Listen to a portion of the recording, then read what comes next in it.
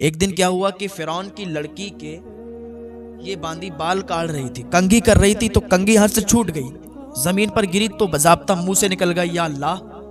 جب یا اللہ نکلا تو اس کی بیٹی کھڑی ہو گئی، فرعون کی بیٹی کھڑی ہو گئی اور کہنے لگی ارے تو میرے باپ کو رب نہیں مانتی؟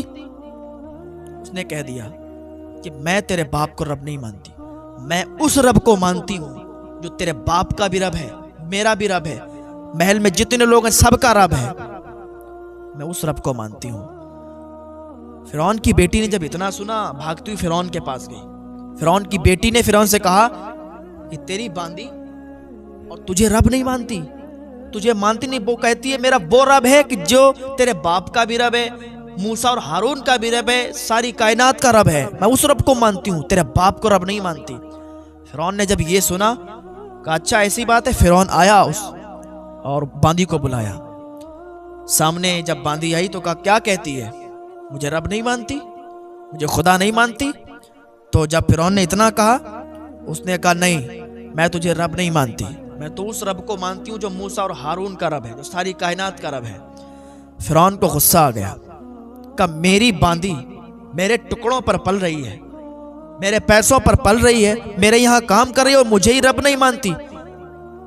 اس نے کہا نہیں مانتی، کہ ایک بڑی کڑھائی میں تیل گرم کیا جائے۔ اس باندی کی دو لڑکیاں بھی تھیں، ایک چھوٹی تھی اور ایک جوان تھی۔ تیل گرم کیا گیا، کڑھائی میں تیل گرم ہو گیا تو کہا اب بھی نہیں مانتی؟ اس نے کہا نہیں مانتی۔ کہا تیری چھوٹی بیٹی کو اس میں ڈال دیں گے؟ اس نے کہا ڈال دو، لیکن میں تب بھی تجھے رب نہیں مانوں گی۔ کہا میں تیری دونوں بیٹیوں کو ڈال دوں گا۔ کہا ڈال دو، اگر میری 1000 بیٹیاں ان کو بھی ڈال دو، لیکن میں تجھے رب نہیں مان سکتی۔ اچھا، اس نے چھوٹی بیٹی کو پیروں سے پکڑا اور سر کے بل ڈال دیا۔ جیسے ہی کڑھائی میں وہ بیٹی اس کی گئی، اس کی چیخ بھی نہیں نکل پائی اور وہ اس کڑھائی میں کوئلہ بن گئی۔ جب یہ منظر اس کی ماں نے دیکھا تو ہاتھ رکھا سینے پہ، صبر کیا اور اللہ کا شکر ادا کیا۔ آج اتنی نعمتیں ملنے کے بعد بھی ہم اللہ کا شکر ادا نہیں کرتے۔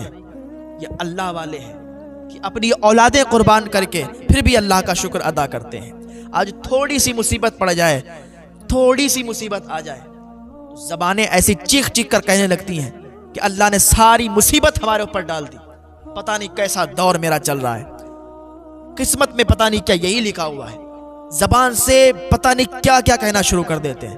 لیکن ذرا ان کی بھی زندگیاں دیکھیں کہ اولادیں قربان ہو جاتی ہیں پھر بھی شکوہ نہیں کرتے اور اللہ کا شکر ادا کیا کرتے ہیں۔ بیٹی قربان ہو گئی، دوسری بیٹی کو بھی پیروں سے پکڑا، کڑھائی میں چھوڑ دیا، چیخ بھی نہیں نکل پائی، کوئلہ بن گئی۔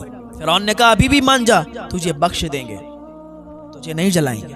اس نے کہا میرے سامنے میری دونوں بیٹیاں جل گئیں، میں تجھے رب نہیں مان سکتی، نہ میں مانتی ہوں نہ مانوں گی، تو مجھے بھی جلا دے۔ فرعون نے اسے بھی جلا دیا، یہاں تک کہ وہ بھی کوئلہ بن گئی۔ تو یہ ایمان ہوتا ہے پختہ ایمان۔